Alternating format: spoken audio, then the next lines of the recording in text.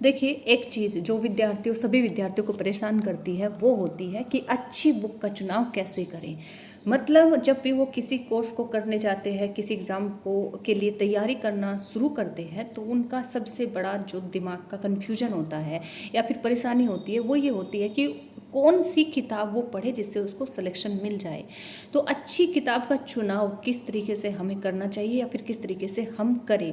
तो देखिए, आप साधारण सी बात है कि दुनिया की कोई भी किताब बुरी नहीं होती। वो क्यों नहीं होती? वो इसलिए नहीं होती कि आप एक साधारण से एग्जाम्पल से समझिए कि फॉर एग्जाम्पल परिवार में इतने सारे सदस्य हैं और हम एक इंक्वायरी के तौर पर उनसे पूछते हैं कि आपका जो परिवार है, उस परिवार में जितने भी सदस्य हैं या फिर आपके घर का जो माहौल है, ठीक है, वो किस तरीके का है, उन्हीं के सदस्यों के द्वारा, उन्हीं के परिवार की जानकारी हम लेते हैं।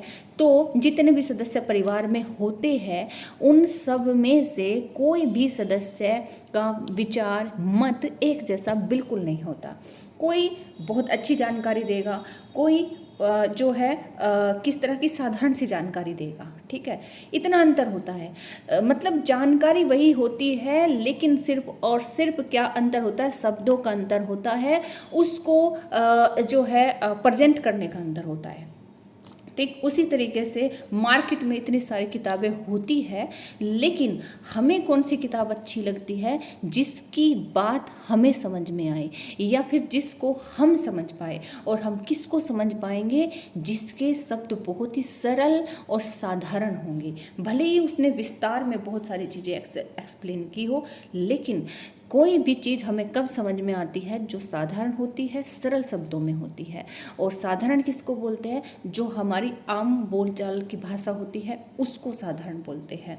इसी वजह से कुछ लेखक, हर कोई लेखक मेहनत करता है, हर कोई राइटर जो होता है उसमें कंटेंट पूरा देगा, उसमें जो है हर एक चीज़ सटीक देगा, लेकिन अपने प्रस्तुत करने के तरीके से ही जो होता है, कोई फेमस हो जाता है और कोई डिफेम हो जाता है। मतलब कोई प्रचलन में आ ही नहीं पाता और कोई फेमस हो जाता है।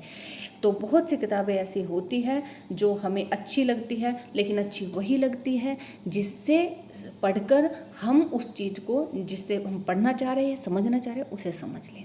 तो हर कोई किताब अच्छी है अपने आप में, बस अंतर यह है कि आपको कौन सी किताब से समझ आ रहा है, बस ये अंतर होता है।